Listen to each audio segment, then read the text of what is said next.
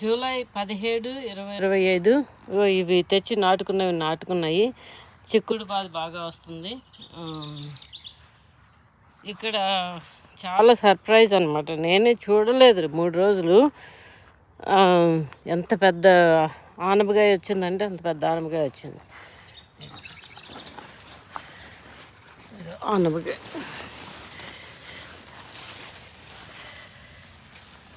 కోసి చూపిస్తాను, చూద్దాం. ఫస్ట్ ఆనపకాయ, మొట్టమొదటి ఆనపకాయ వచ్చింది. చాలా బాగుంది కదా, చాలా తృప్తిగా ఉంటుంది మనం ఇంట్లో పెంచుకున్నవి తినాలంటే. ఇవేమో స్పాగెటీ స్క్వాష్లు బాగానే వస్తున్నాయి, పాలినేషన్ బాగానే జరుగుతుంది. సో ఈ కాకర కూడా బాగానే కొంచెం నిలదొక్కుంది. ఫ్రెండ్ ఇచ్చింది ఒక ఆవిడ, లేట్గానే వచ్చింది. ఇది కూడాను గార్డెన్ స్వాప్లో చేసిన